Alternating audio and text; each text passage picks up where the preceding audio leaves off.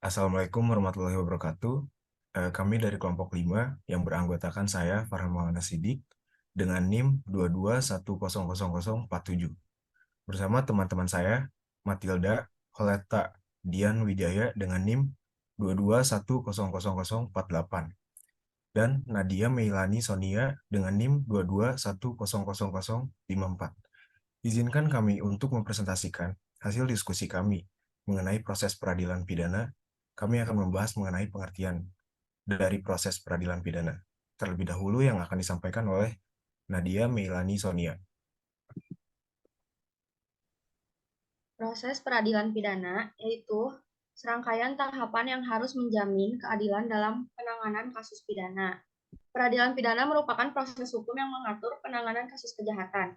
Pelaku kejahatan akan diadili dan dapat dihukum sesuai dengan hukum yang berlaku. Lalu, sistem peradilan pidana juga dikenal dengan criminal justice system, yang pada mulanya dikemukakan oleh pakar hukum pidana Amerika Serikat atau criminal justice science. Lalu, ada pemeriksaan perkara pidana.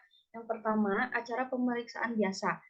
Acara pemeriksaan biasa adalah tahapan dalam proses peradilan di mana pengadilan mendengarkan argumen, bukti, dan kesaksian dari kedua belah pihak yang terlibat dalam kasus. Ini adalah tahapan yang lebih formal dan komprehensif dalam pengadilan. Yang kedua ada perkara sidang singkat, yaitu proses pengadilan yang lebih cepat dan lebih sederhana daripada acara pemeriksaan biasa. Biasanya digunakan untuk kasus-kasus yang lebih sederhana, di mana keputusan dapat dicapai dengan cepat. Yang ketiga ada putusan pengadilan, yaitu keputusan yang dijatuhkan oleh hakim setelah mempertimbangkan argumen, bukti, dan hukum yang berlaku dalam kasus ini. Uh, kasus Putusan pengadilan ini menentukan apakah terdakwa bersalah atau tidak bersalah. Yang keempat yaitu upaya hukum. Upaya hukum merujuk pada tindakan yang diambil oleh salah satu pihak yang terlibat dalam kasus yang tidak puas dengan putusan pengadilan. Uh, Upaya hukum dapat mencakup banding, kasasi, atau prosedur hukum lainnya untuk menggugat atau membatalkan keputusan pengadilan. Yang kelima ada eksekusi. Eksekusi yaitu tahapan dalam proses hukum di mana keputusan pengadilan yang telah berkekuatan hukum diterapkan.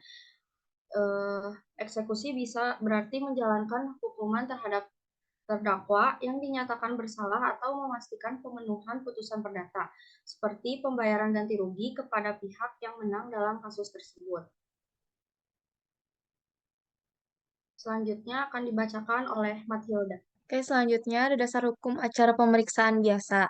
Pasal 152 ayat 1 dalam hal pengadilan negeri menerima surat pelimpahan perkara dan berpendapat bahwa perkara itu termasuk wewenangnya. Ketua pengadilan menunjuk hakim yang akan menyidangkan perkara tersebut dan hakim yang ditunjuk itu menetapkan hari sidang.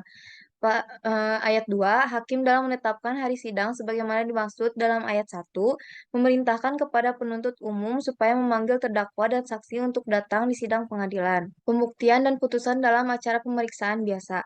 Pasal 183, hakim tidak boleh menjatuhkan pidana kepada seorang kecuali apabila dengan sekurang-kurangnya dua alat bukti yang sah ia memperoleh keyakinan bahwa suatu tindak pidana benar-benar terjadi dan bahwa terdakwalah yang bersalah melakukannya. Pasal 184 ayat 1 alat bukti yang sah ialah A. Keterangan saksi, B. Keterangan ahli, C. Surat, D. Petunjuk, E. Keterangan terdakwa. Ayat 2 hal yang secara umum sudah diketahui tidak perlu dibuktikan. Acara pemeriksaan singkat. Pasal 203 ayat 1 yang diperiksa menurut acara pemeriksaan singkat ialah perkara kejahatan atau pelanggaran yang tidak termasuk ketentuan pasal 205 dan yang menurut penuntut umum pembuktian serta penerapan hukumnya mudah dan sifatnya sederhana. Ayat 2, dalam perkara sebagaimana dimaksud dalam ayat 1, penuntut umum menghadapkan terdakwa beserta saksi, ahli, juru bahasa, dan barang bukti yang diperlukan. Selanjutnya, cara pemeriksaan cepat, pasal 205, Ayat 1 yang diperiksa menurut acara pemeriksaan tindak pidana ringan ialah perkara yang diancam dengan pidana penjara atau kurungan paling lama 3 bulan dan atau denda sebanyak-banyaknya Rp7.500 dan penghinaan ringan kecuali yang ditentukan dalam paragraf 2 bagian ini.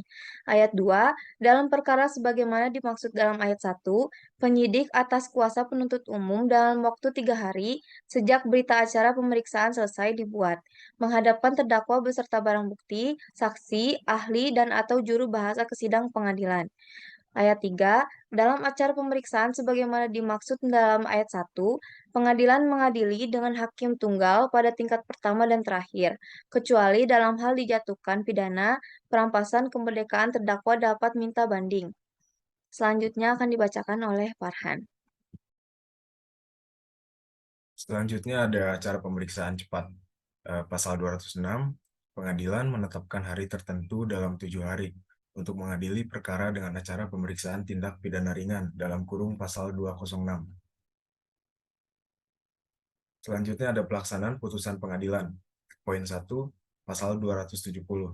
Pelaksanaan putusan pengadilan yang telah memperoleh kekuatan hukum tetap dilakukan oleh jaksa, yang untuk itu panitera mengirimkan salinan surat putusan padanya. Poin 2, pasal 271, dalam hal pidana mati pelaksanaannya dilakukan tidak di muka umum dan menuntut ketentuan undang-undang. Poin 3, pasal 272, jika terpidana dipidana penjara atau kurungan dan kemudian dijatuhi pidana yang sejenis sebelum ia menjalani pidana yang dijatuhkan terdahulu, maka pidana itu dijalankan berturut-turut, dimulai dengan pidana yang dijatuhkan terlebih dahulu. Selanjutnya ada tahapan proses peradilan pidana. Poin 1, pelaporan dan penyelidikan, yaitu pihak berwenang menerima laporan, melakukan penyelidikan awal, mengumpulkan bukti untuk menentukan apakah ada indikasi tindak pidana. Poin 2, penyidikan, yaitu penyidik mengumpulkan bukti-bukti yang lebih lengkap dan mengidentifikasi tersangka yang diduga terlibat dalam tindak pidana. Poin 3, penuntutan, yaitu Kejaksaan Agung memutuskan apakah akan mengajukan kasus ke pengadilan berdasarkan bukti-bukti yang ada.